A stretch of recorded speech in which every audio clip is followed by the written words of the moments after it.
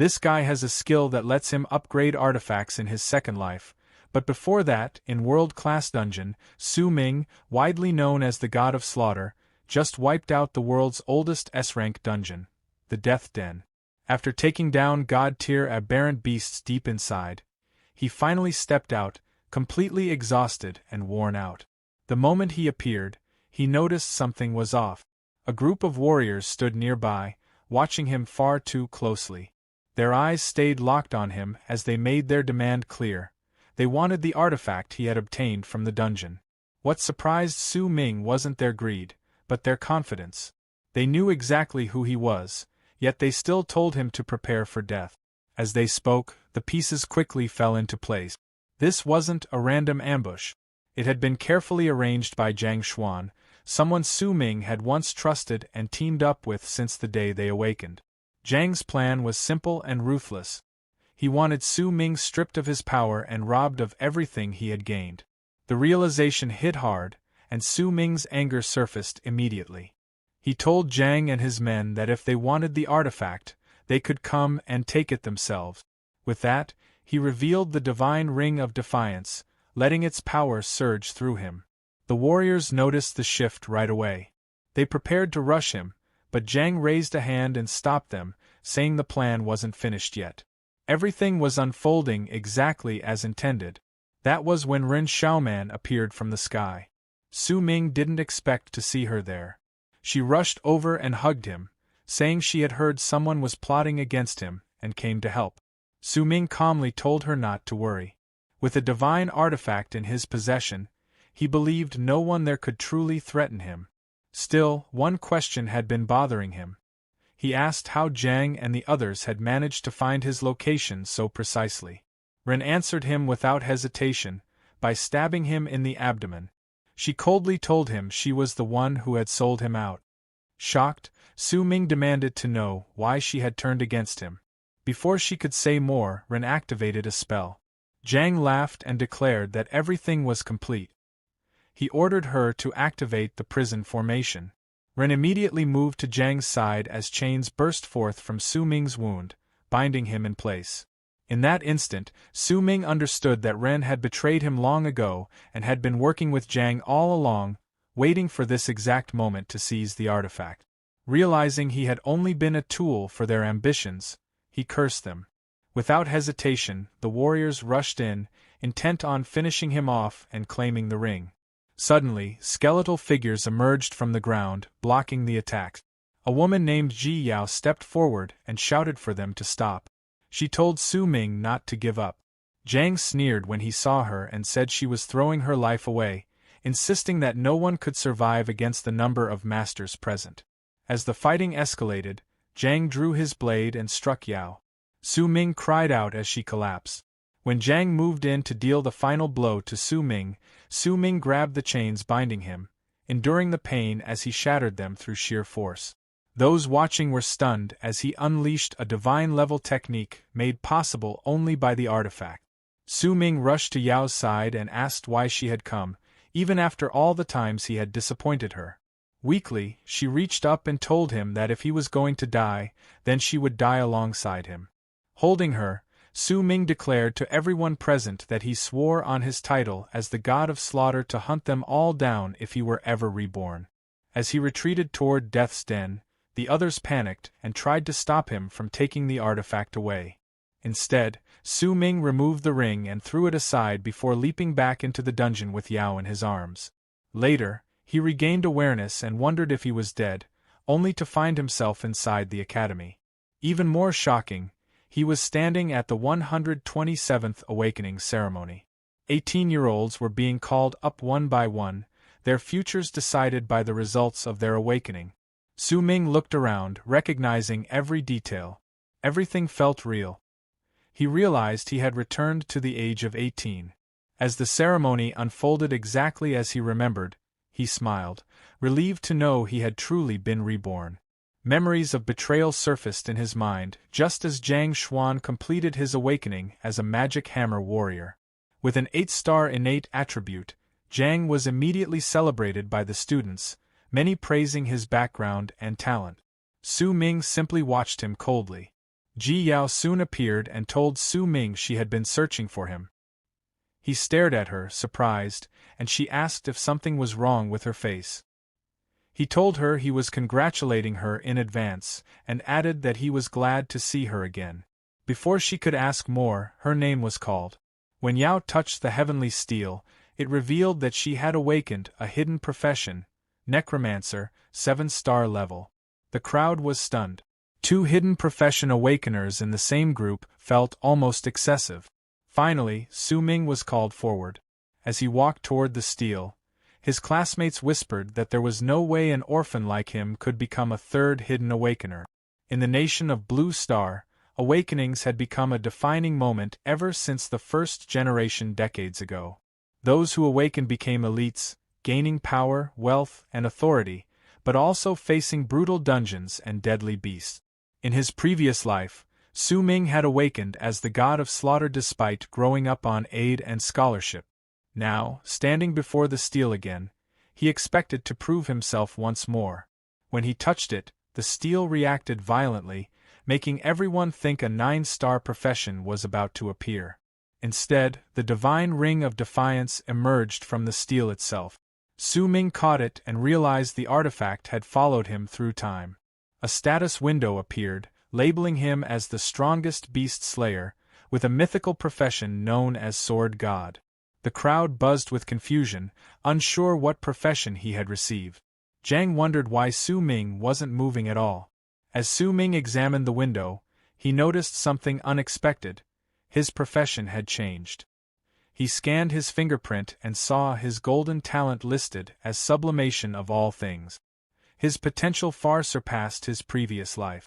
However, when he checked his skills, the list was empty. As he attempted to interact with the system, impatience grew among the onlookers. The system finally responded, scanning the ring of defiance. A burst of light shot into the sky, and everyone saw the result. Su Ming was star level 10. However, his final assigned profession was sword controller. The crowd was stunned. A 10-star level was unheard of, but sword controller was considered a low-tier profession. When Su Ming returned, his classmates mocked him, saying he would need twice the effort to keep up with others and would likely end up as nothing more than support in combat. Yao, however, smiled and congratulated him sincerely, calling his talent incredible and saying she believed he would grow strong regardless. Su Ming thanked her and told her that the others reacting the way they did was exactly what he wanted. She didn't understand what he meant. Soon after, Ren was called to awaken, drawing cheers from the crowd. Yao admired her, calling her the school's beauty, while everyone eagerly awaited her result. Su Ming quietly walked away, saying he wasn't interested. The memory of Ren betraying him without hesitation still lingered. As he left, he reminded himself that revenge would come. Walking through the streets, he noticed everything was the same as he remembered, except for his new profession. Checking his status window again, he found his concealment skill, one of the 4 skills from his previous life, had returned at level 1. With his past abilities now slowly resurfacing, Su Ming decided he would keep his true strength hidden this time, determined never to be used again. Based on how things had unfolded before, Su Ming expected a novice dungeon challenge to appear the very next day. He already knew it would be easy for him. Still, he also remembered that a specific boss had to be taken down during that event, and that meant he needed proper equipment. Elsewhere, Ren was staying with Zhang in a hotel suite. She teased him, saying he was being playful for inviting her over right after the awakening ceremony. Zhang, however, was clearly irritated. He complained that Su Ming had stolen all the attention at the ceremony because of his star level. Ren quickly soothed him and said it didn't matter. She pointed out that Su Ming's high stats meant he could still be useful to them later on. To prove her point, she showed Zhang her phone, reminding him that Su Ming used to like her.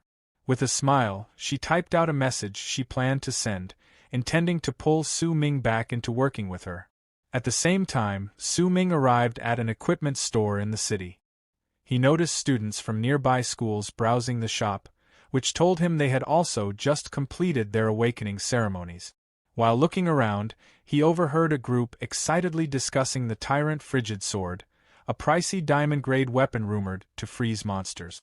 As Su Ming walked past them, he quietly found it amusing, knowing from past experience that the sword was actually a fake. Before he could move on, a woman named Zhang Lan from the Zhang conglomerate approached him and introduced herself, claiming she knew him. Su Ming couldn't place her at all and said so directly. Lan didn't mind and explained that she wanted him to help her sister, Zhang Yuning, during the upcoming novice dungeon. To her surprise, Su Ming declined without hesitation. Lan reminded him that he wasn't exactly wealthy and said she could cover the cost of any equipment he wanted. In response, Su Ming calmly pointed to a frosty sky sword priced at 1 million advent coins. Lan frowned and said he was making things difficult, questioning whether he was worth that price. Su Ming reminded her that she was the one who had promised to meet his request. He then added that some situations couldn't be solved with money alone and said Yuning would need to give it her all during the dungeon test. Lan's guard nearly stepped in, but she stopped him and left. The people nearby were left stunned by how boldly Su Ming had handled the situation. Soon after, Su Ming received a message from Rin. She claimed she had a change of heart and wanted to meet him on the rooftop. Seeing that events were still unfolding exactly as they had before, Su Ming accepted the invitation. After that, he moved to another section of the store that sold sword stones. It was widely known that most sword stones were worthless scraps and rarely turned into graded weapons. A store assistant tried to warn him, but Su Ming said he was fine taking the risk since the stones were cheap. Using one of his skills, Eye of Intent, Su Ming examined the stones one by one. The skill allowed him to see fundamental details hidden from ordinary people. Eventually, he found the one he wanted and bought it for just 50 advent coins.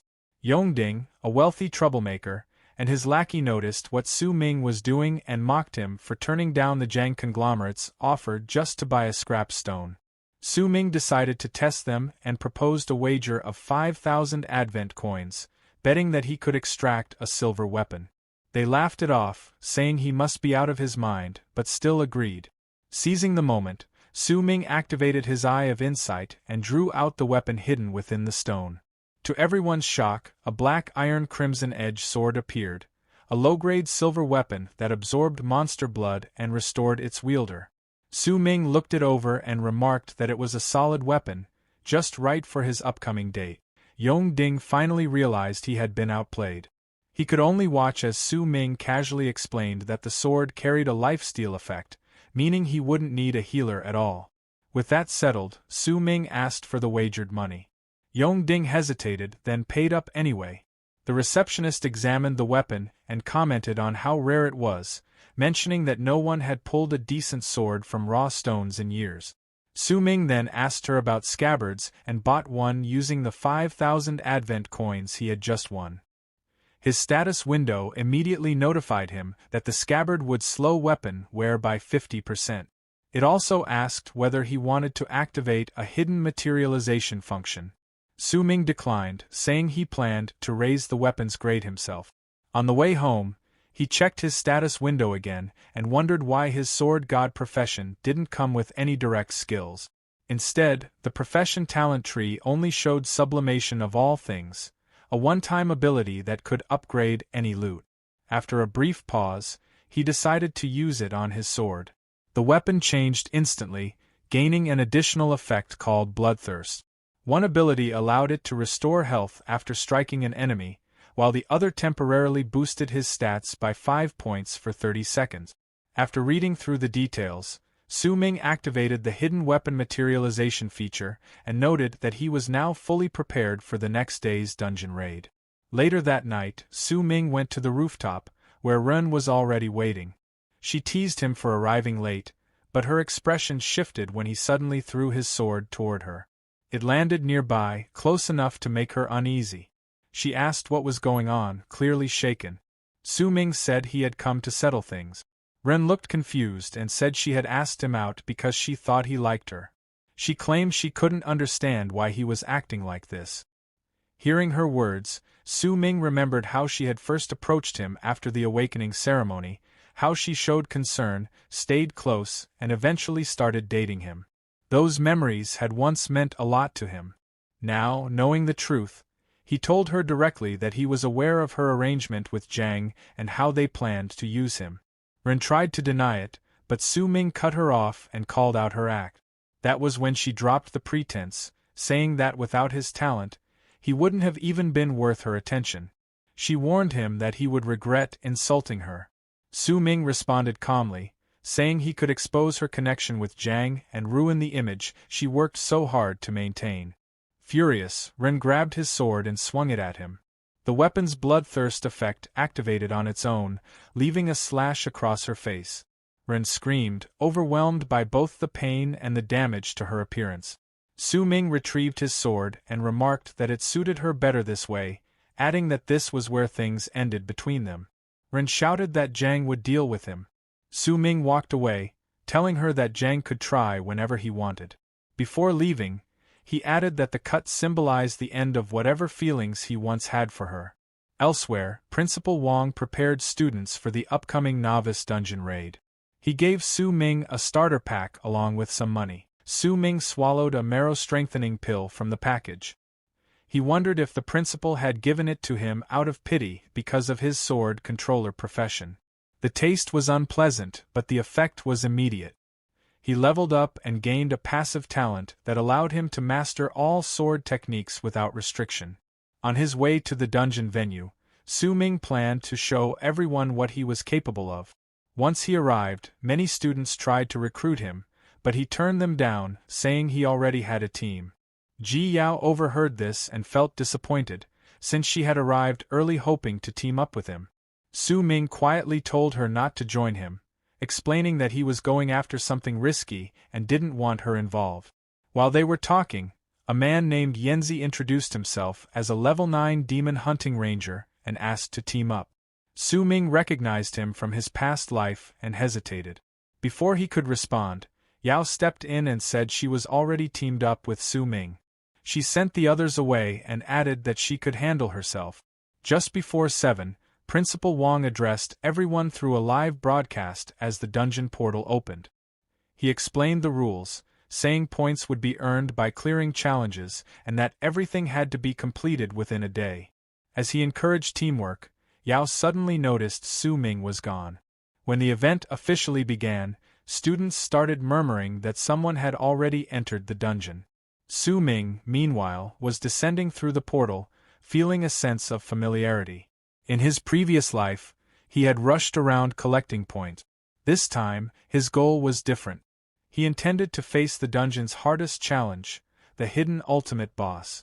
Inside, he noticed his spawn location was different from before, which explained why the terrain, routes, and monsters varied between challengers. He avoided an elite tree monster along the way, choosing not to waste time on minor threat. His focus was on the hidden boss. After checking the map, he picked the fastest route, knowing his early entry gave him an advantage. Around 7:30, Jiang Yuning and her group appeared elsewhere in the dungeon. The area felt unusually quiet. Suddenly, they saw a student being chased by a massive frenzied blood rat. Panic broke out. They scattered, but within moments, 3 of the 4 were taken down, including one with a 6-star rating. Outside the portal, concern spread quickly. If someone at that level couldn't last, the danger was clearly real. The announcer immediately urged the remaining students to form teams as fast as possible, warning that those already inside would need support.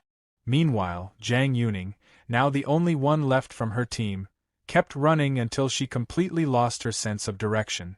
Just as she tried to steady herself, she caught sight of a massive ape monster nearby. The creature sprang toward her with clear killing intent. Terrified, Yuning cried out for help. Before the ape could reach her, several sharp slashes cut across its body. Su Ming stepped in, intercepting the attack with ease. While others in the dungeon were struggling against monsters, Yuning felt a wave of regret for not staying hidden. Watching Su Ming deal with the ape so effortlessly, she assumed the fight was already over. Su Ming corrected her, telling her the ape was still alive and warning her to be cautious. He made it clear he wouldn't step in again if things went wrong. Yuning didn't hesitate. She ran off to look for reinforcements, which was exactly what Su Ming wanted, space to handle things alone. Activating his eye of insight, Su Ming quickly understood why the ape had survived his earlier attack. It wasn't a normal monster, but a mutated ape king. That explained its resilience. The creature charged at him again, moving far faster than expected. Su Ming dodged smoothly, then decided to match it in speed. He activated Divine Shadow Step, a skill from his previous life. In an instant, he closed the distance. As the ape tried to counter, Su Ming slipped behind it, landing controlled strikes to draw its attention. When it turned and leapt again, Su Ming decided it wasn't worth dragging things out. One clean strike ended the fight. The system immediately rewarded him with a linear slash scroll, a low-tier bronze skill. Su Ming considered it ideal for a novice dungeon. Right after that, he was awarded First Blood for being the first challenger to defeat a monster. Moments later, every participant received a system notice announcing that a sword controller had made the kill. Some students from Su Ming's academy suspected it was him, while others brushed it off, pointing out that sword controllers from other academies were also participating. As part of the announcement, everyone received a healing potion. Hearing his achievement broadcasted, Su Ming noted that he needed to be more careful and activated his concealment skill to stay under the radar. Moving deeper into the forest, Su Ming spotted a pack of monster wolves and decided they were perfect for testing his new skill. He activated II/, focused his mind, and drew his sword in one smooth motion. A flying arc of energy shot forward, cutting through the wolves before they could react. One after another, they fell as experience points poured into his system window. He continued clearing monsters efficiently, pushing his total experience to 8,000. At exactly 9:30 a.m., Su Ming reached level 9. The system notified him that he had earned the title Legend of the Hungry Wolf. He calmly reviewed the notifications and acknowledged how effective the skill was, especially when combined with his sword's scabbard, which released stored energy the moment the blade was drawn. Curious, he decided to push it further. Channeling the stored energy, he released a crescent-shaped slash toward another group of wolves. This time, something unexpected happened. A massive level 10 Wolf King emerged from the forest and deflected the attack with ease. Elsewhere, around 8:30 a.m., other rookies finally began entering the dungeon in teams.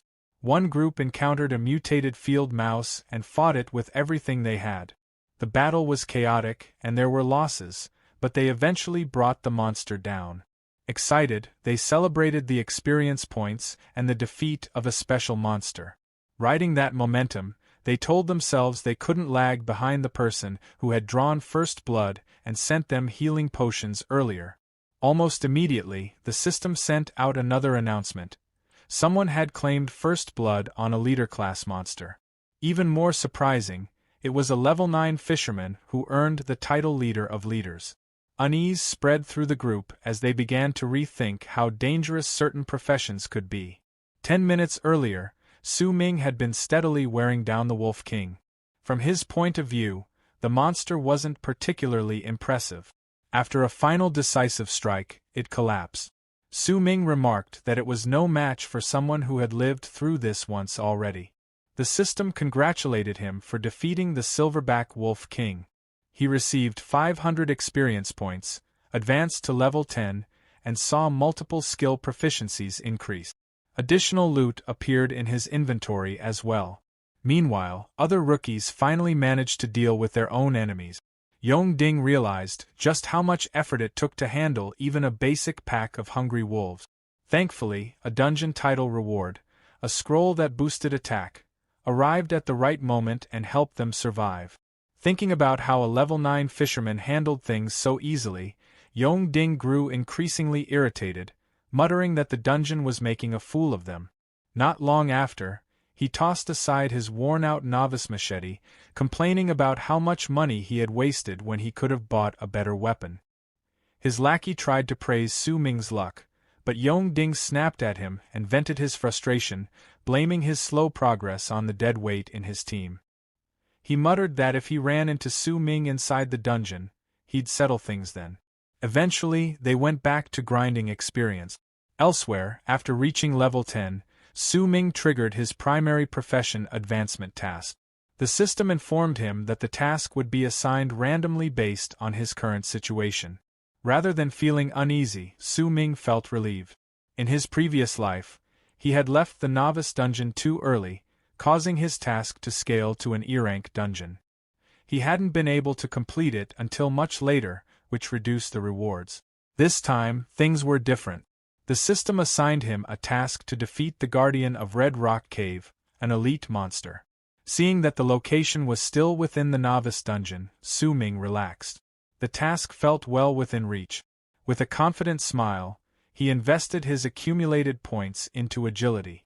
When the stats surpassed 100, the system congratulated him again and granted him a sword god profession skill called Sword Martial Mastery. It was a passive, low-grade platinum skill that allowed him to equip any sword-type weapon without level restrictions.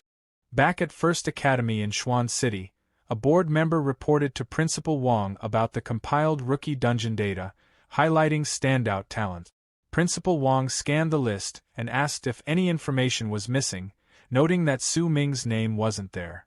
The board member assured him the data was complete and then pointed out the anonymous challenger who had drawn first blood. Based on timing, she suggested it was most likely Su Ming. Principal Wang paused, thinking about Su Ming's seemingly average performance and questioning his own judgment for giving him a novice gift pack when he wasn't even ranked in the top 500.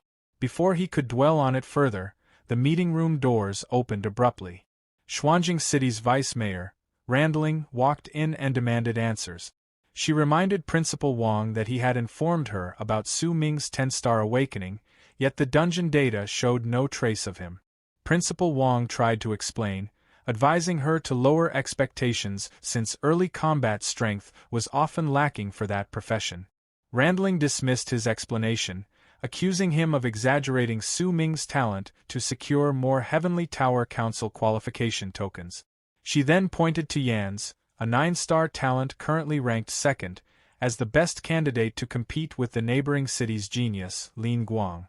She also mentioned the Zhang family's legitimate son, Zhang Tong, who had 8-star talent and a hidden profession. After her assessment, she decided to allocate only 2 qualification tokens instead of the usual 3, citing the Academy's poor performance over the past 2 years. She warned that things would be worse next year if results didn't improve, then left without waiting for a response. After she was gone, Principal Wang stared at the tokens, disappointed. Instead of gaining an extra slot because of Su Ming's talent, the Academy had lost one. Still, he quietly placed his hopes on Su Ming, waiting for better news from the dungeon. Meanwhile, outside Red Rock Cave, Su Ming studied the map and confirmed he had arrived at the location tied to his task. The trip itself had gone smoothly, with no troublesome monsters along the way. Still, he felt cautious. This was a place he had never explored in his previous life, so whatever waited inside was a complete unknown. He stepped into the cave carefully. Without warning, a level 6 gold-digging goblin rushed out. Su Ming reacted instantly and dealt with it before it could alert the rest of the cave. That relief didn't last long. The system immediately notified him that Goblin Cave awareness had been triggered. Almost at once, large numbers of goblins began appearing, making it clear that this first profession task was far from simple. The system followed up with another message, explaining that every goblin in the cave would now attack him aggressively. Su Ming didn't waste time thinking about it. He moved through the horde, cutting them down efficiently, but the sheer volume of enemies started to add pressure. He noticed his weapon durability dropping faster than expected. As he repositioned, a large goblin tried to strike from behind. He avoided it, only to be met with coordinated arrow attacks from smaller goblins. Even with careful defense, a few arrows still struck him, confirming that these goblins were far smarter than normal. His health steadily declined, and after checking his mana, Su Ming realized it wouldn't support a long, drawn-out fight. Facing a swarm backed by an elite goblin, he adjusted his approach. Instead of forcing his way through, he pulled back and disappeared into the shadows, setting up the battlefield on his own terms. Inside the depths of Red Rock Cave, the goblins walked straight into his ambushes.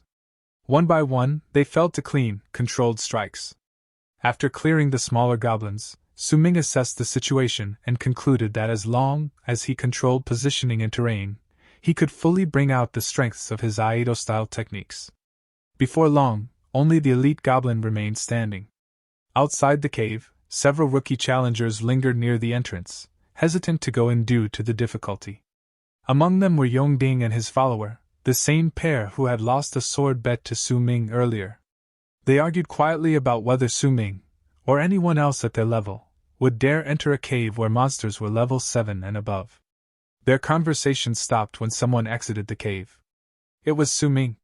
Now level 11, he casually checked his system notifications while giving off a calm, confident presence. That confidence irritated Yongding, who rushed in from behind and tried to strike him. Su Ming stepped aside with ease, and the attack missed completely. Frustrated, Yongding ordered his lackey to block Su Ming's escape. Su Ming had no intention of leaving. As Yongding rambled about old grudges, it became clear that Su Ming barely remembered the incident that mattered so much to him. Angered by Su Ming's indifference, Yongding ordered his men to attack. Su Ming saw the moment as a perfect test. With a thought, he summoned his sword and activated sword control. The blade moved through the air under his command, pushing back his opponents with precise movements. The attackers immediately realized something was off. Sword control was usually something mid-stage sword controllers could use, not rookies. What they didn't know was that Su Ming had obtained the skill from the elite goblin and upgraded it from silver to gold using his talent. Feeling how naturally the skill responded to him, Su Ming briefly considered how fast news of this would spread. Afterward, he reviewed the rewards from clearing the cave and discovered a hidden location map. The map showed a path connecting the first profession change to the final stage, sparking his interest. As he studied it further, a new quest related to Red Rock Cave appeared, referencing goblin trade and their way of life. Elsewhere, at exactly 11:30 a.m., an all-girls rookie team efficiently cleared a group of low-level monsters. They celebrated loudly, praising their coordination. One of them thanked Fenfenzi, a 7-star awakened talent, for carrying the team. As the others examined the loot, Fenfenzi looked around and realized someone was missing. A sense of unease set in as they tried to figure out what had happened. Goblins were known to live in dark, damp environments like caves and underground tunnels, avoiding sunlight and making ambushes easy. They lived in groups, usually led by a chieftain or elder who oversaw warriors, hunters, craftsmen, and priests. Their rapid reproduction helped sustain their numbers, and Su Ming remembered learning that they sometimes targeted human women. Following the coordinates from the map, Su Ming arrived at what should have been the cave's location, only to find nothing there. He scanned the area with Eye of Insight and realized the entrance was hidden underground, concealed by thick smoke. Entering the cavern below, he soon spotted goblins moving around. He understood immediately that killing even one would alert the entire colony. Staying hidden, he searched the area for treasure. During his observation, he came across the body of a female student, confirming what he knew about goblin behavior. Soon after, he spotted Zhang Yuning, who appeared to have fallen into the same smoke trap. Unlike the other student, she was still conscious and desperately trying to keep the goblins away. Su Ming initially saw this as a chance to let her distract them while he took the treasure. As he turned to leave, he heard her shout that her sister was a vice director of the Zhang conglomerate and that anyone who saved her would be rewarded. Realizing who she was connected to, Su Ming reconsidered. When the goblins charged again, Su Ming threw his sword into their midst and activated sword control. The blade released a powerful Aido slash, flooding the area with intense light. As creatures naturally repelled by light, the goblins scattered immediately. Since none were killed, the rest of the cave remained unaware. Yuning thanked Su Ming for saving her. He replied calmly that he had only passed by.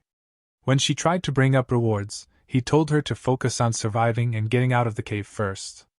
As he moved to leave, she begged him not to abandon her. Su Ming answered firmly that she would only slow him down. Su Ming suddenly realized that the treasure was buried right beneath where they were standing. After digging it out, he decided to use his sublimation of all things talent on the chest itself. The silver tier chest was upgraded into a low-grade gold lottery chest. As the name suggested, this type of chest had a high chance of producing rare items, skill books, or equipment. When he opened it, 2 items appeared: a Shadow Flow equipment set and a platinum-grade Soul Healer skill scroll. The result wasn't what Su Ming had been expecting. After putting in extra effort, he had hoped for something far more rewarding. The shadow flow set looked useful, but the soul healer scroll stood out in an odd way since it didn't match his profession at all. Inqing spoke up, saying the scroll probably appeared because of her. She then introduced herself as a 7-star soul healer, which completely caught Su Ming off guard. Almost immediately, the system notified him that Inqing had joined his team. Elsewhere in the dungeon, Ji Yao stumbled across the bodies of fallen students. Before she could fully process what she was seeing, a student named Li noticed her and decided to target her next. She stayed alert and managed to create some distance, then concealed herself and tried to slip away. Unfortunately, she made a noise that gave her position away. Li rushed in with a heavy strike, but Yao narrowly avoided it and pulled back again. Li commented that he hadn't expected her to last this long and said maybe Xuanjing Academy wasn't completely hopeless after all. Yao asked why he was killing students from another city when his uniform clearly marked him as an outsider.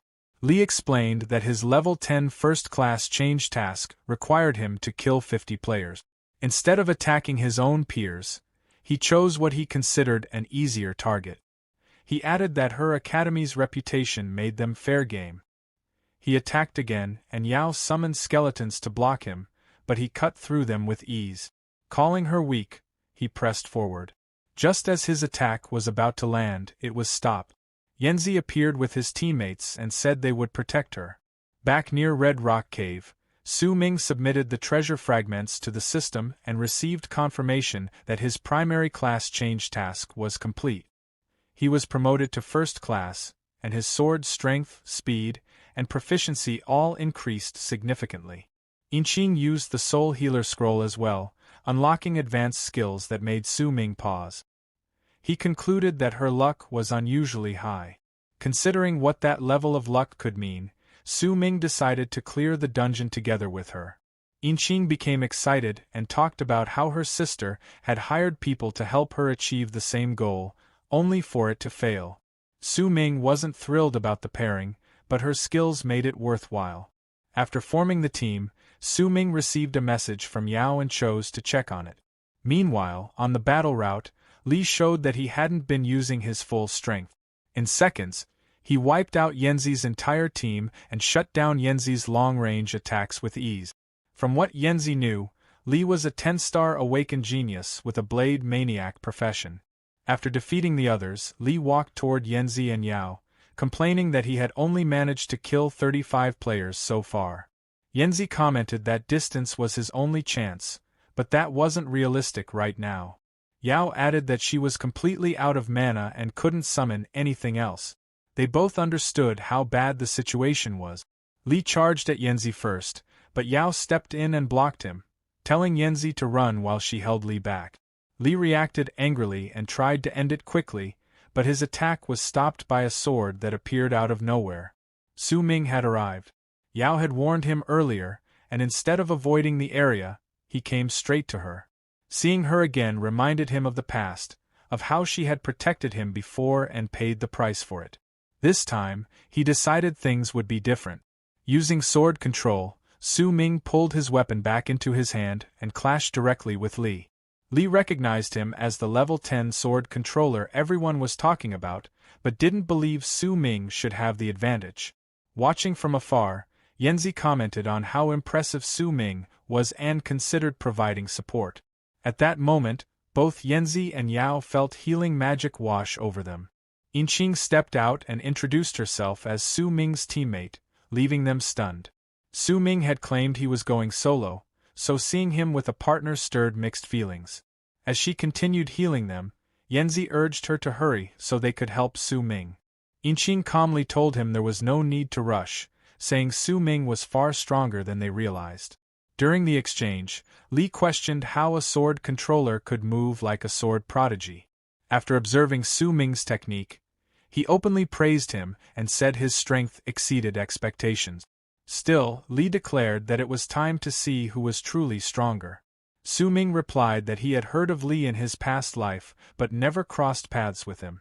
With that, he charged forward again, intent on testing whose blade was superior. Li launched a flying stab, which Su Ming blocked easily. Li revealed it was only bait, explaining that the attack locked opponents in place. He threw his second sword, but Su Ming countered by throwing his own and redirecting it midair with sword control. The blade shot toward Li at full speed. Li avoided the hit but was grazed. He picked up his weapon and rushed in again, only to miss repeatedly as Su Ming avoided every strike. Growing irritated, Li pressed harder, but Su Ming pulled his sword back under control, clearly toying with him. By then, Inqing had finished healing, and Yanzi and Yao rushed forward to help. When they arrived, they realized the fight was already over. As Su Ming turned to leave, Li forced himself up and used the last of his energy. Inside the blade formation, Lai Chengguang lost it. He grabbed what looked like Su Ming's battered, blood-soaked body and roared, demanding to know how someone who'd taken so many direct hits could still be alive. To him, it made no sense. Then a calm voice answered back, asking whether he was actually sure any of those attacks had landed at all. Lai Chengguang froze. The voice wasn't coming from the person in his hands. Before he could react, the body he was gripping broke apart, dissolving into streaks of blue light. That was when the truth hit him. He hadn't been fighting Su Ming at all. It had been a decoy from the very start. The real Su Ming appeared behind him, completely unharmed, now clad in sleek, dark armor that radiated an oppressive presence. His tone was relaxed as he remarked that Lai Chengguang had finally figured it out. He explained that what he'd used wasn't something a normal swordmaster could pull off. The ability came from his fully equipped platinum-grade shadow sword set. That set granted two terrifying effects. One was a surge of darkness that added defense-piercing dark damage to every strike. The other was Shadow Clone, a flawless substitute capable of fooling even seasoned fighters. Lai Chengguang's expression darkened. Equipment sets like that didn't exist in novice dungeons. There was only one possible explanation. Su Ming must have cleared his first-class advancement quest already. Su Ming didn't bother denying it. He calmly confirmed that he'd completed it a long time ago. The realization crushed Lai Chengguang. Su Ming had advanced faster than him. His teeth clenched as frustration boiled over, but by then, it was too late. The situation had completely flipped. Su Ming raised his sword and told him plainly that things were different now. This time, Lai Chengguang was the one at his mercy. The blade came down. As the final strike landed, a small blue object slipped from Lai Chengguang's hand and hit the ground, glowing faintly. Su Ming noticed it immediately, but before he could do anything, the item activated in a burst of brilliant light. From a distance, Yanzi stared in shock and called out that it was a life-saving accessory. Seeing Zhang Yunqing's confusion, he quickly explained that it allowed a player to force an emergency exit from a dungeon. Items like that were incredibly rare, worth tens of thousands of advent coins, and absolutely impossible to obtain inside a dungeon. As he spoke, Lai Chengguang's body dissolved into a pillar of blue light and vanished. Su Ming watched him escape with a look of clear disdain. He muttered that the neighboring city must have paid a ridiculous price to equip their so-called 10-star genius with something like that. Later that day, at 2 p.m., the atmosphere inside the Academy's monitoring room felt tense. One of Principal Wang's assistants stared at a data screen, her expression uneasy. The principal, sitting nearby and casually eating instant noodles, noticed and asked if the real-time rankings had updated. She shook her head and said it was something else. Pointing at a highlighted area on the dungeon map, she reported that multiple player deaths had occurred there between midnight and 2 a.m. Normally, that wouldn't be alarming, but the data showed the kills were caused by a player from outside their city's region. Principal Wang's mood instantly soured. He slammed his chopsticks down and said it looked like a neighboring city was pulling dirty tricks again. He ordered all data records to be saved immediately, then bitterly remarked that because Xuanjing Academy ranked at the bottom, they had once again become an easy target. Changing gears, he asked for an update on the students' progress.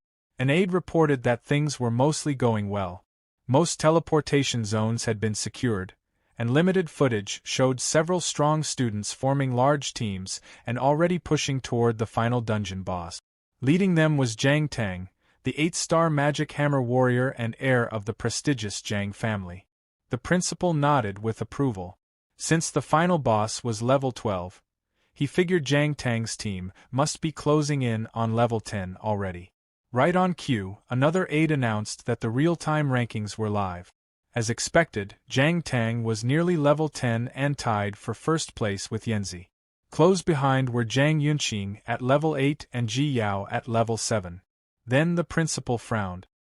He asked why he hadn't seen Su Ming's name on the list and demanded to know his current level. After an awkward pause, the answer came back. Level 2. The aide quickly explained that Su Ming had reached level 2 earlier that morning when he earned the first blood title, and that his level hadn't gone up since. But inside the dungeon at 2:30 p.m., the reality couldn't have been more different. Su Ming pulled his sword free from a fallen monster as the system confirmed the kill, an elite thorntooth beast. A second notification followed immediately, congratulating him on reaching level 14 and unlocking the appearance of his hidden armor. His teammates stared at him in disbelief. Ji, now level 8, commented on how insanely fast they'd leveled. Yanzi, already level 10, said he felt more than ready to take on the final boss.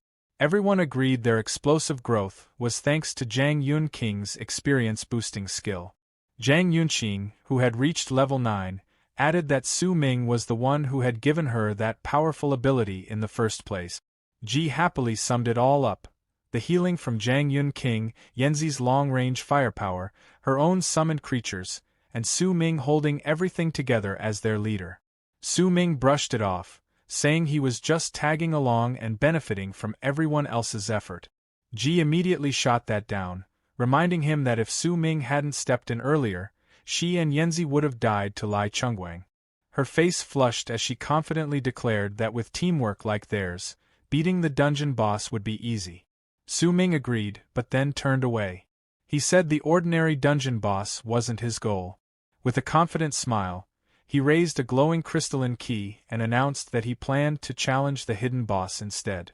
The system confirmed the item's identity: the water ripple key, something he had just obtained.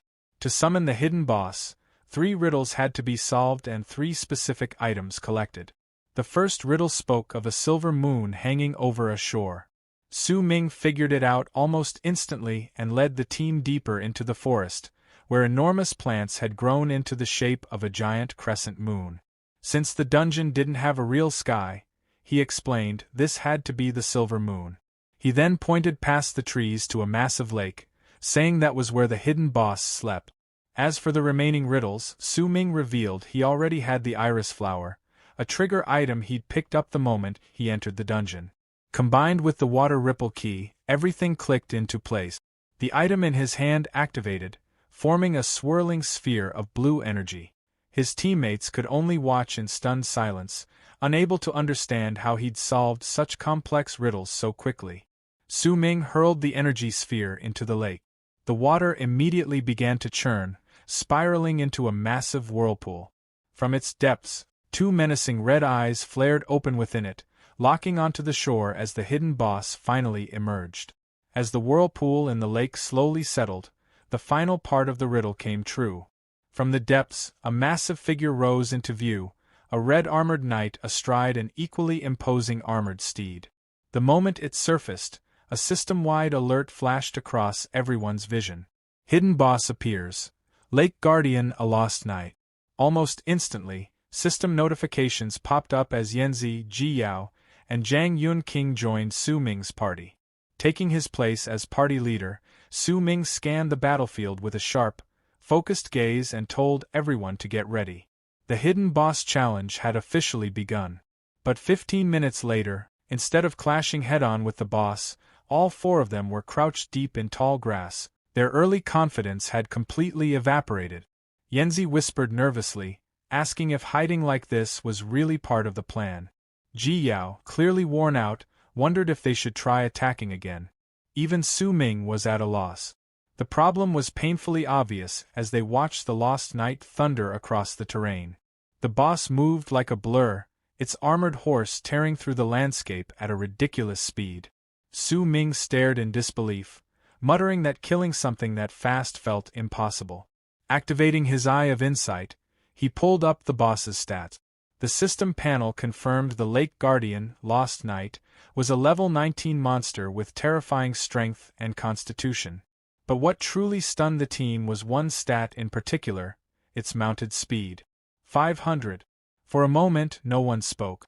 Su Ming did the math in his head and grimly realized that even if they combined all their movement speed, it wouldn't come close to half of that number. Suddenly, distant screams echoed across the area. Su Ming turned just in time to see another group of students sprinting in panic, shouting in confusion about a level 19 monster appearing out of nowhere. Their escape didn't last long. The Lost Knight closed the gap effortlessly and cut one of them down in a single, brutal swing. Watching from the grass, Su Ming noted grimly that this was already the third nearby group to be wiped out. The pressure settled heavily on his shoulders. They couldn't ignore the boss any longer. After all, they were the ones who had summoned it. Right then, Ji Yao returned from her task. She quickly reported that, just as instructed, they'd used all their party's mana potions to set up a delayed trap. Su Ming thanked her and immediately told Yanzi and Zhang Yunqing to move into position. As his team spread out, Su Ming took a moment to reflect. In his previous life, he'd never challenged this hidden boss. Most new players avoided it entirely, and since the dungeon could only be entered once, very few people ever learned its true mechanic. Even the records he'd found back then only vaguely mentioned the riddles and summoning method. None of them had warned him about a mount with 500 speed. With a hard look in his eyes, Su Ming reached a conclusion. If they wanted to kill the Lost Knight, they had to deal with the horse first. Knocking the knight off its mount was the only option. Once the plan was set, the team moved without hesitation. From a high vantage point, Yanzi made the first move. He activated his multiple hunting shot skill, sending a rain of green, energy-infused arrows down toward the charging boss. The arrows struck true, but barely scratched the knight's armor. Its level 5 heavy armor mastery absorbed most of the damage with ease. From his cliffside position, Yanzi called out that he'd successfully drawn the boss's aggro. Zhang Yunqing, breathing heavily, responded that she was ready on her end. Down on the ground, right along the knight's charging path, she fanned a small flame. In seconds, thick smoke billowed outward, forming a massive smoke screen. Watching from concealment, Su Ming followed each step closely. First, Yanzi's long-range attacks pulled the boss in. Second, Zhang Yunqing's smoke would block its vision. He silently praised her timing, recognizing the tactic as one he'd picked up back when studying Goblin combat method. Just as planned, the Lost Knight rode straight into the dense smoke.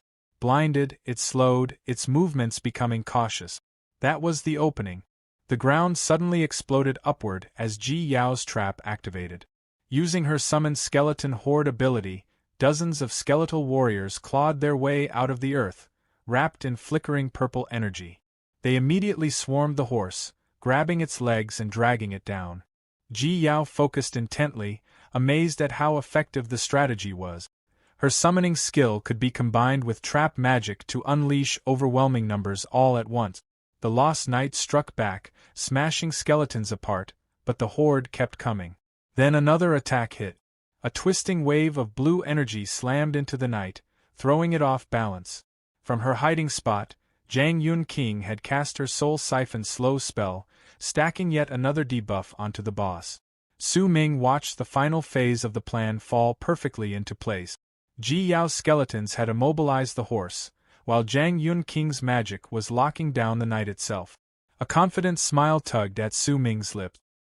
He admitted to himself that without his teammates working together like this, taking down such a monster would have been nearly impossible.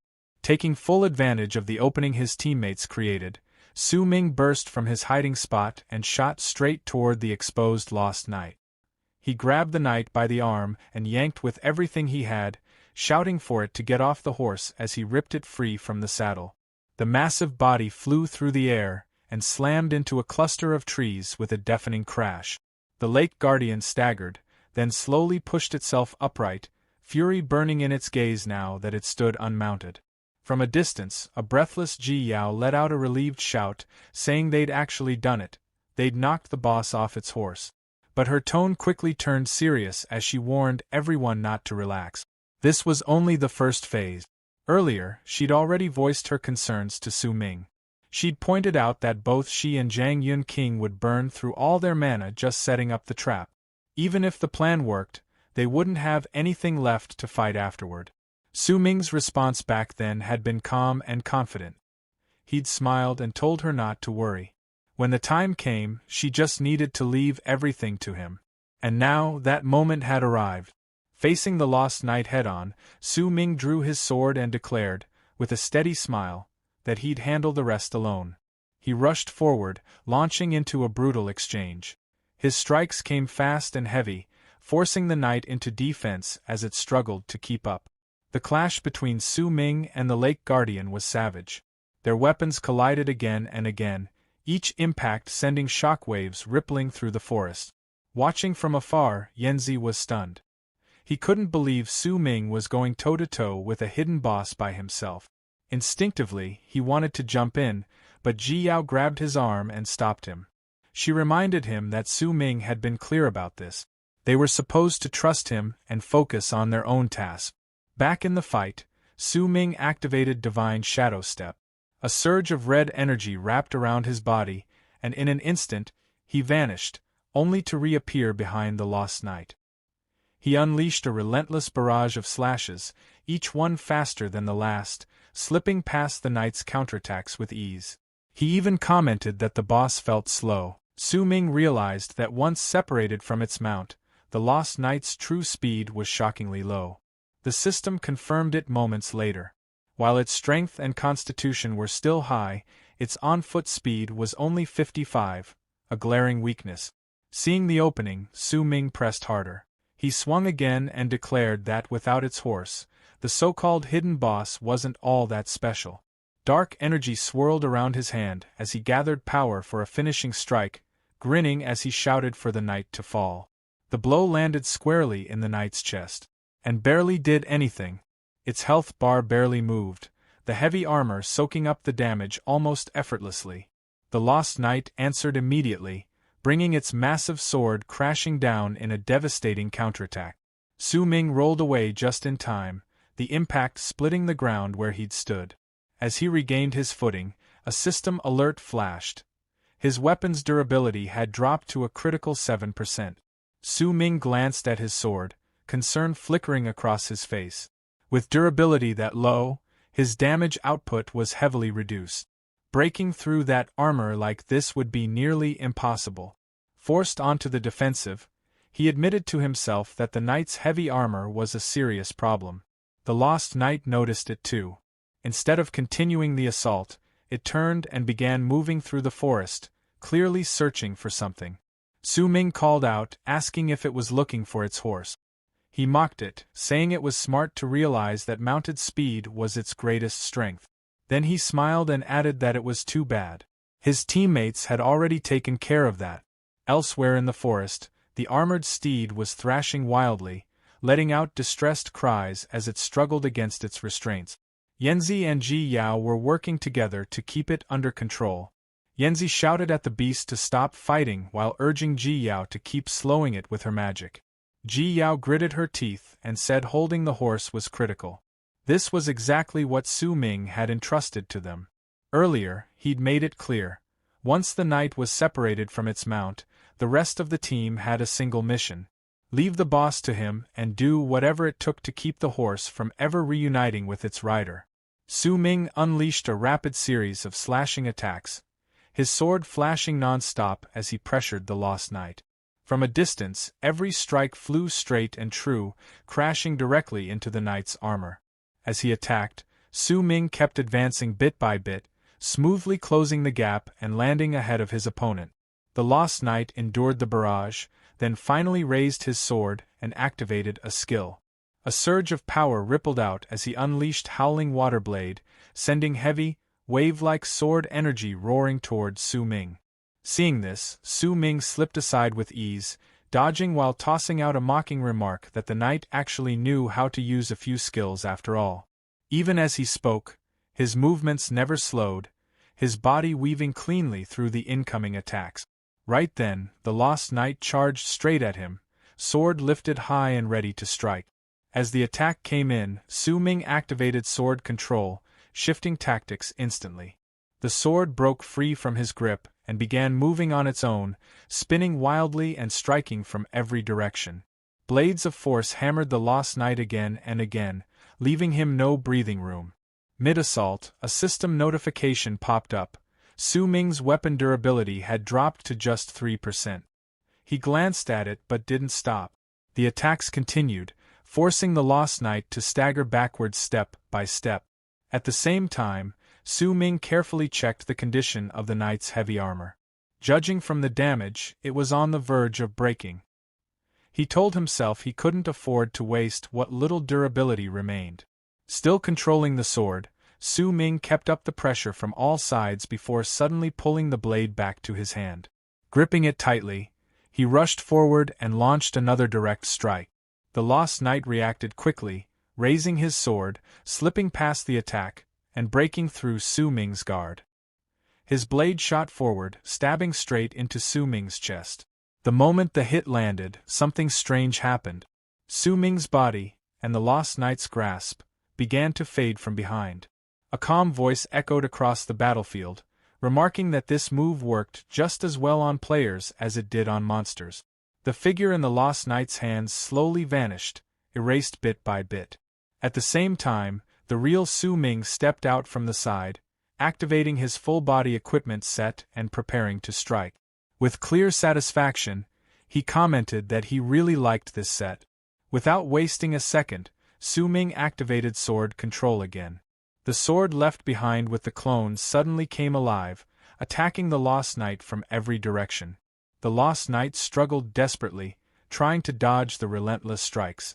In that brief opening, Su Ming appeared behind him and slammed his attack into the armor, declaring that the heavy armor was finally broken. Another system alert followed. His weapon durability had fully dropped to 0. The sword had completely worn out. Even so, Su Ming didn't hesitate. Activating Shadow Blade, he launched one final attack, his voice turning cold as he stated that it was over. The scene then shifted to Chuang Academy. Teacher Wang entered the communication room, and someone immediately announced that Principal Wang had arrived. As Principal Wang stepped inside and saw the other academy principals already chatting, he spoke in a serious tone, noting that it looked like they had been there for quite a while. A voice from the channel replied casually that they'd only just arrived, teasing that Principal Wang was simply the last one to show up. Another principal chimed in, asking if something was wrong. Perhaps no one from Shuangjing Academy had challenged the beginner dungeon boss yet. As usual, they said, clearance results only started coming in after 3 in the afternoon. A third voice joined in, openly mocking him and saying Shuangjing Academy was always dead last anyway, so it hardly mattered when he showed up. Listening to them, Principal Wang replied firmly that his delay had nothing to do with dungeon progress. He explained that he'd received real-time dungeon data instead. After checking the information, he revealed that players from outside their academy had sneaked into Shuangjing Academy's beginner dungeon, and that the intruder hadn't been identified yet. He sharply stated that he was certain the culprit was from one of the other 3 city academies. He directly accused Old Zai of stirring trouble and added coldly that the victims had been killed using blade-based skills. He mentioned hearing that Wei Ning Academy's genius, Lai Chuanguang, specialized in blade weapons. The moment that name came up, Lai Chuanguang's academy principal erupted in anger, shouting that accusations without evidence were unacceptable. He insisted that Lai Chuanguang was currently leading the assault on their own beginner dungeon's final boss and claimed they would clear it in under half an hour. After that, the other principals began reporting their progress as well. One said Dongling Academy already had 3 groups strong enough to challenge the boss. Another confidently added that Nangang Academy had pushed the boss into its second phase and that, if things stayed steady, clearance news would arrive soon. Principal Wang listened in silence, his thoughts heavy. It was clear the other academies were making smooth progress, and every second mattered. He pulled a token from his pocket, his expression growing grim as he thought about the consequences. If his academy failed to achieve first clear this year, they would only receive 2 Tower Society entry tokens, the lowest number in their history. Right now, the person closest to clearing a boss was Jiang Tang, and everything depended on his strength. The scene shifted back to the dungeon, where students from Chuang Academy fought monsters alongside Jiang Tang. Jiang Tang shouted for everyone to advance together, urging them not to hold back and to use every skill they had to bring down the final boss. Their opponent was the King of the Raging Forest, a level 15 monster. It rampaged across the battlefield, cutting down students who came too close and spreading destruction without mercy.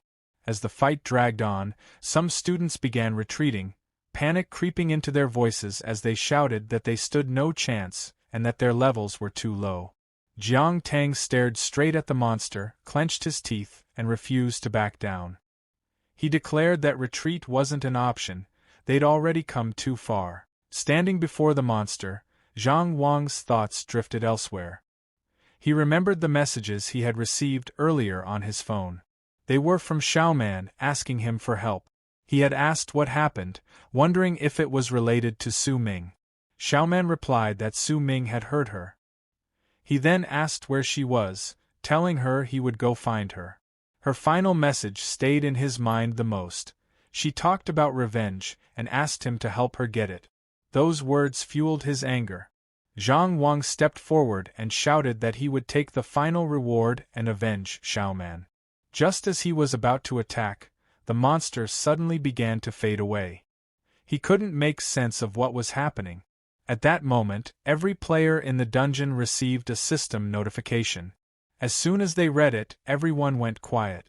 The message announced that the hidden boss had already been defeated and congratulated all squad players for slaying it. It also informed everyone that they would soon be returning home.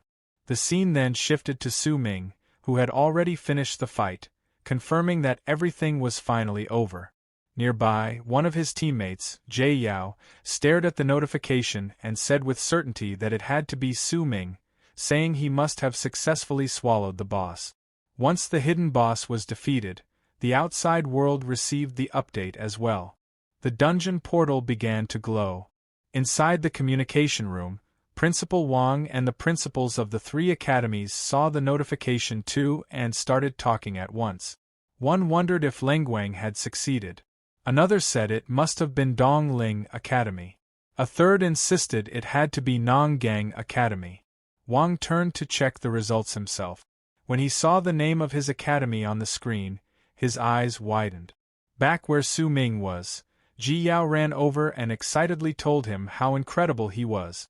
At that moment, Su Ming's level had reached 16, jumping up by 2 levels at once.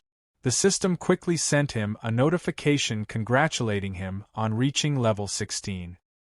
His teammates gathered around him. Su Ming told them to hurry and said that while the dungeon exit hadn't opened yet, they should distribute the rewards from the hidden boss. Yan Zi spoke up first, saying he didn't want any rewards and was already satisfied just from leveling up. Jiang Yunqing agreed and thanked Su Ming for saving her life. Jie Yao looked at the two of them as Yan Zi continued, saying that from being saved from Lai Chengwang's blade, to uncovering the secret of the hidden boss, and finally watching Su Ming defeated alone, he felt like he hadn't been able to help at all. That was why taking the loot made him feel uneasy. Before he could finish, a reward notification appeared for him.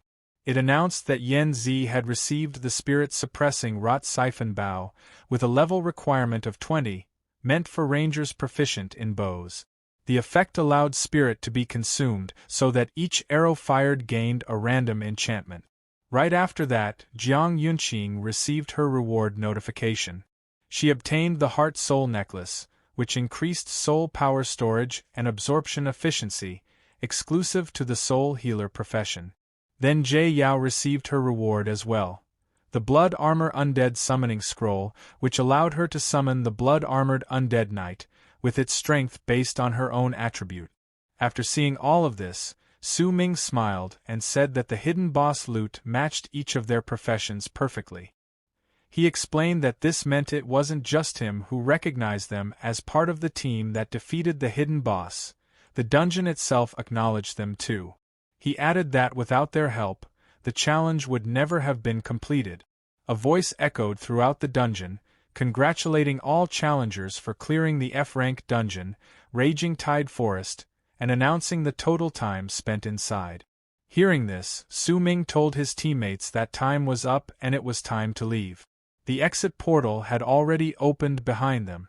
As he walked toward the portal, Su Ming explained that once a dungeon was cleared, it entered the settlement phase. Contribution rewards for every participant would be settled in the real world after exiting, and an exit portal would appear beside every surviving player. With a small smile, he said they had all done well and that everyone was still alive, meaning the challenge was a success. Later, at around 4:30 in the afternoon, students began emerging from the portal one after another. Officials checked each person to confirm they had safely exited the dungeon. Many students came out crying. Some were badly injured, while others broke down after losing friends or family during the challenge. One student sobbed that only about 10 people from their class had made it back. Su Ming's team witnessed all of this. Yan Zi spoke quietly, saying he was the only one from his original group who survived. Ji Yao said the same had happened to her. Jiang Yunqing nodded and said it was the same for her too. Hearing this, Su Ming became serious and said that since the Day of Awakening, the world had changed into this kind of place. He described it as a world ruled by the awakened, where survival depended on strength and only those who kept challenging themselves could stand firm. He said some people were grieving lost comrades, relatives, and loved ones, while others were celebrating the power and rewards they gained. This was the reality of the world they lived in now. At that moment, the principal appeared on the screen and congratulated all students for surviving the novice dungeon. He said this was their first challenge after awakening and also the Academy's final lesson to them as graduate. He reminded them that awakening didn't just mean power, money, and honor, but also responsibility, care, and peace. He told those who had lost loved ones to remember their pain, and those who had won to remember their responsibility. Everyone listened in silence. Jie Yao then looked at Su Ming and asked whether he felt sad or happy, knowing how many students had lost their lives under these rules. Su Ming replied in a low voice that those students would be resurrected. Almost at the same time, the principal spoke again, saying that everyone should find their own values on the path of the awakened. He explained that this was the true meaning of the novice dungeon and announced that all classmates, relatives, and lovers who were lost would be resurrected within 30 minutes. The crowd was completely stunned, unsure if what they were hearing was real. The principal confirmed that they would return from the dungeon to everyone's side. Ji Yao looked at Su Ming in shock, wondering how he had known all of this in advance. The dungeon interface finished counting everything, and the system slid straight into reward settlement. Names began flashing across the screen one after another. Rewards were handed out based on performance, and advent coins were distributed as more students appeared in sequence. Then Su Ming's name came up. His record instantly stood apart. The system listed every target he had taken down: gray-backed wild wolves, a mutated ape, minor and elite goblins, spiketooth beasts, and an elite spiketooth beast. On top of that, he had cleared a hidden boss, completed his junior profession change quest, and passed through the Red Rock Cave without taking a single hit. Because of that, he earned both the dungeon's first kill achievement and the perfect clear title. His final evaluation landed firmly at S rank. All the results stacked together. His title updated to Rookie King, granting a flat boost to all attributes and increasing skill proficiency across the board. His dungeon contribution rate settled at 91%. Right then, someone walked in. Without even lifting his head, the principal commented that the student was late. He formally announced that Su Ming ranked first in both school-wide and city-wide novice dungeon result. Su Ming replied casually that he had overslept. As if on cue, the level rankings appeared. Su Ming sat alone in first place at level 16. Second place was shared by Xiang Xuan and Yan Zi, both at level 12. Zhang Yungying followed at level 11. Ji Yao ranked 4th at level 10, with Liang Guang and Sun Xiang trailing behind. Seeing the list, Su Ming figured his time at the academy was basically over. There was no point in staying low-key anymore. He didn't bother hiding his data. Later on, the difference between him and the others would be massive anyway. Just as he was about to leave, he noticed something was off. The principal was holding onto his leg. Su Ming looked down and asked how long he planned to stay there. The principal, clearly riding an emotional high, thanked him outright. He admitted he didn't know how Su Ming had pulled it off, but after years of sitting at the bottom, Arc Xuanjing Academy had finally turned things around. He talked excitedly about a rival principal from Wying Academy who used to mock him non-stop, only to end up speechless this time. Arc Xuanjing Academy now ranked first among the 4 nearby cities. When the principal added that Su Ming was number 1 across all Academy's novice dungeons, Su Ming asked where Wying Academy's top genius had placed. The answer came quickly. Lai Chengwang only managed 3rd, supposedly because an accident left him injured and slowed down his boss clear. That led to the real question.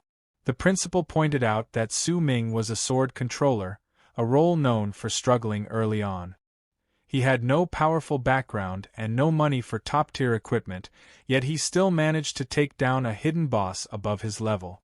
In all his years as principal, he'd never seen anything like it. Su Ming kept things simple. He said it came down to luck. Good drops, useful skills, and solid teammates. Without them, he couldn't have cleared the hidden boss. Internally, he knew there was no chance he could explain rebirth. The principal bought the explanation and praised him as both strong and reliable. He added that the top 5 students had already claimed their rewards, and Ji Yao had spoken highly of Su Ming after teaming up with him. Su Ming stepped forward slightly, remembering how Ji Yao had messaged him earlier that morning and how he'd declined. He already knew she would talk him up like this, and it made him uncomfortable. Then the principal tossed something his way. Su Ming caught it and immediately recognized it, the Sky Tower Assembly token. Laughing, the principal explained that Su Ming's performance forced even the vice mayor to reallocate more tokens to their academy. This year, 5 students qualified: Su Ming, Ji Yao, Yan Zi, Jiang Yunqing, and Zhang Xuan. When the principal started explaining the token's importance, Su Ming stopped him and said he already understood. In his mind, everything was clear. The Sky Tower Assembly was the fast lane for awakened students. After clearing the novice dungeon, most people could only grind junior dungeons slowly, taking risks for limited growth. Sky Tower qualifiers were different. The rewards were faster, richer, and far more impactful. In his previous life, missing this chance early had cost him dearly. This time, he planned to grab everything he could.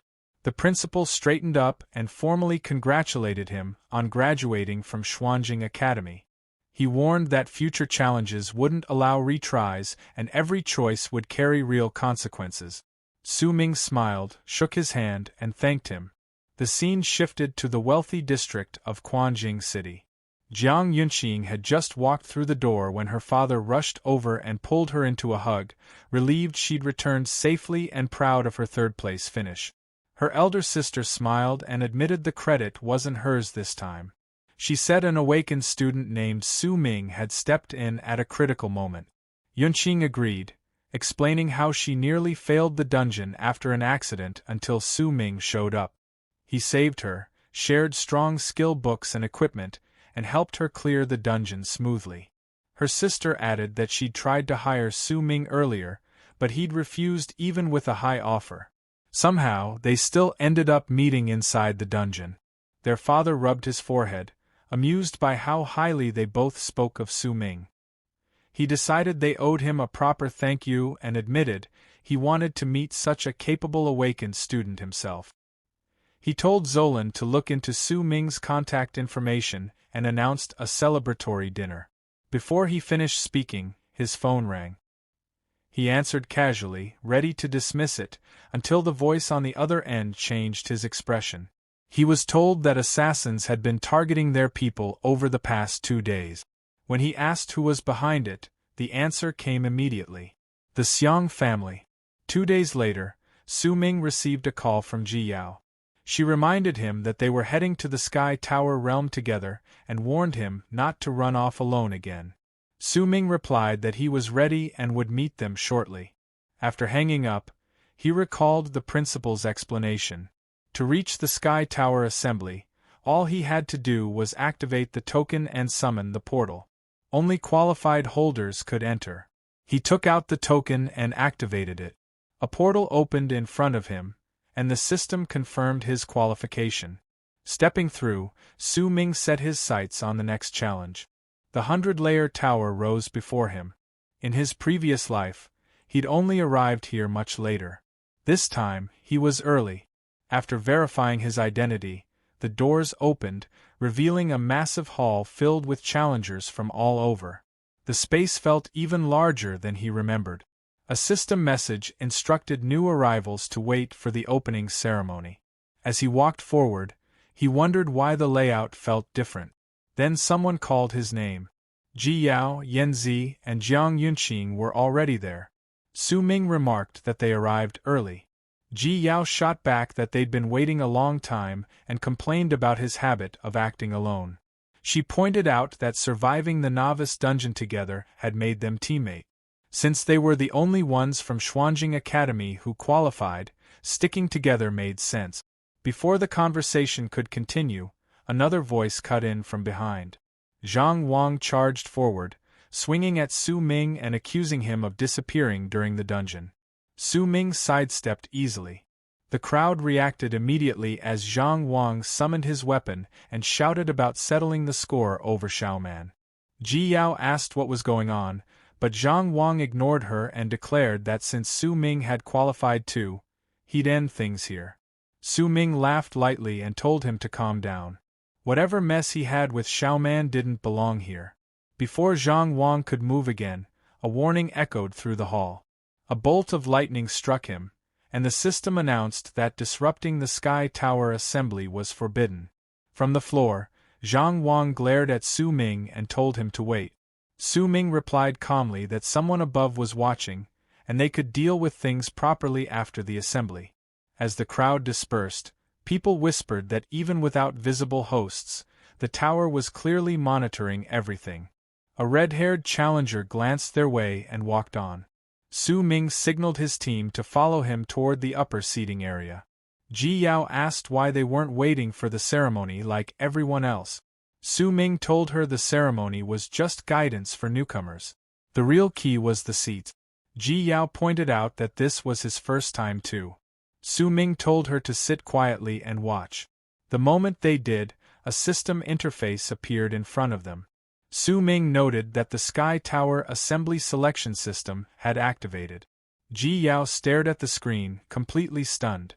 The system announcement welcoming all new challengers to the Sky Tower assembly initiation. The 100-layer tower challenge was officially live. Su Ming quickly caught on, reading it as the tower climbed, starting right away to clear stages. Nearby, Ji Yao noticed her interface light up too and casually mentioned that hers was active as well. Jiang Yunqing didn't waste time either, turning back to Yan Zhe and telling him they should hurry up and take their seat. Su Ming laid it out for everyone. He explained that how far they climbed in the 100-layer tower would directly decide their ranking when it came time to officially enter the assembly later on. Ji Yao processed that for a second, realizing this was basically a tower climbing competition. Su Ming confirmed it. Higher floors meant better final grades, and if people reached the same floor, things came down to speed and how hard the challenges were. He pointed out that this meant they could move earlier than everyone else and grab an advantage. With an easy smile, Su Ming explained that the opening ceremonies weren't just for show. They were actually part of the test. The Sky Tower assembly wanted to see who could read the situation, adapt fast, and act without being told. Then Su Ming asked the real question. Did the three of them want to keep teaming up with him like they had back in the novice dungeon? Yanzei explained it straight up. Back in the novice dungeon, taking down the hidden boss had mostly been Su Ming carrying the whole fight. The rest of them were basically riding along, yet still ended up leveling way higher than they should have. He admitted they'd leaned way too hard on Su Ming's power. Someone with Su Ming's strength clearly had bigger goals ahead, bigger stages to clear. With a light smile, Yanzei added that this time, he wanted to train using his own strength and actually grow stronger on his own. Ji Yao agreed with him. She said this was their chance for a real trial. If they wanted better odds this time, then aside from Su Ming, the rest of them should form a three-person team. She turned to Jiang Yunqing and asked if she was willing. Jiang Yunqing hesitated, letting out a quiet sound as she thought it over. Then she agreed. Looking at Ji Yao, something inside her settled. She went from unsure to fired up, saying she was in. She said she needed to learn how to rely on her own ability to. With that, the decision was locked in. The system immediately updated. Su Ming was listed as choosing a solo tower climb, while the other three registered as a three-person team. Off to the side, Li Chengwang observed everything calmly. Now he understood the situation. His thoughts lingered on one name, Su Ming, the 10-star standout. He reminded himself that their previous clash hadn't settled anything yet. The system announced that all team options were confirmed, and the 100-layer tower challenge officially began. Su Ming said he'd head out first and told everyone to aim for strong result.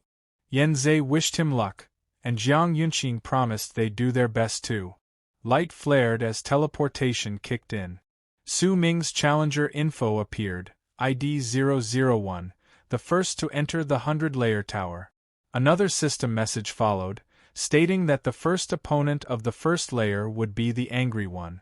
Su Ming glanced downward, confidence obvious in his expression.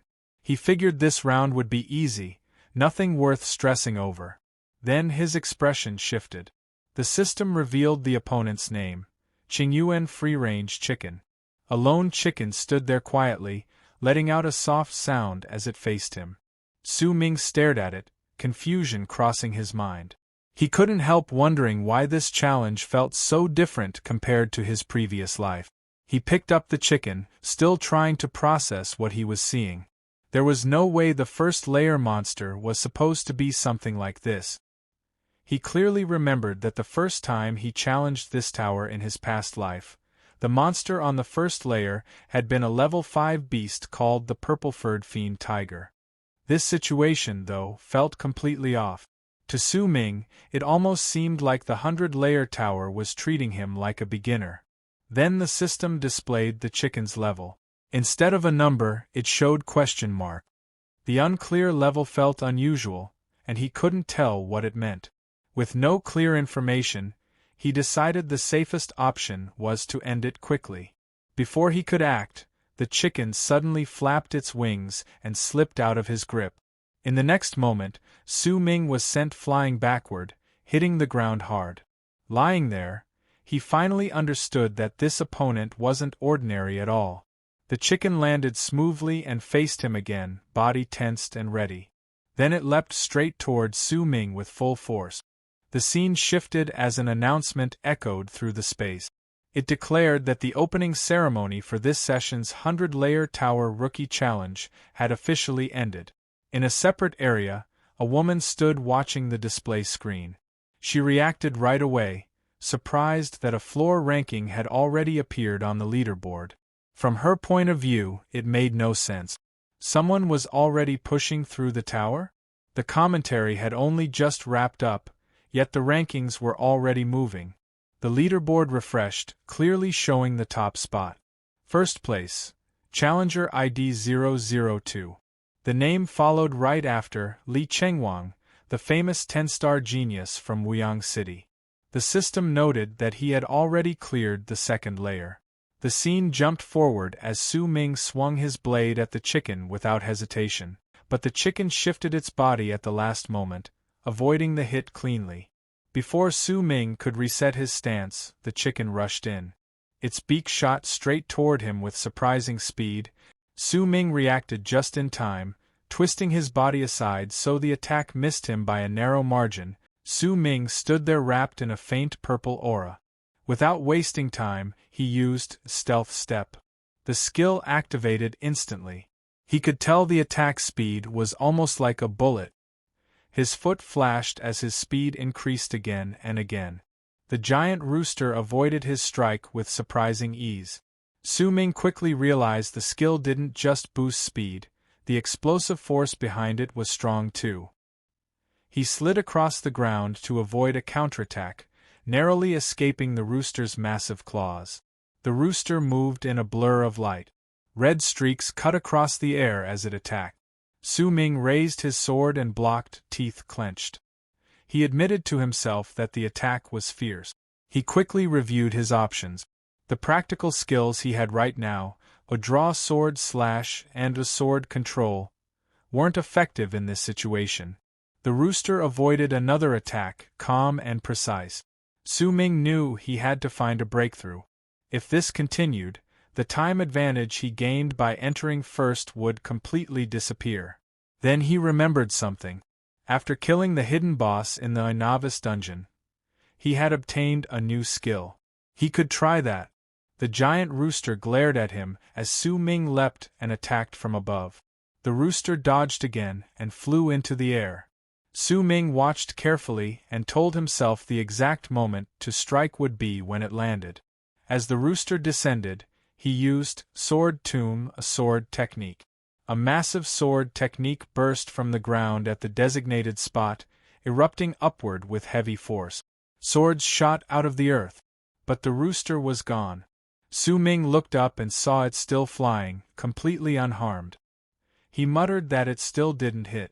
Frustration rose as he wondered if this would ever end.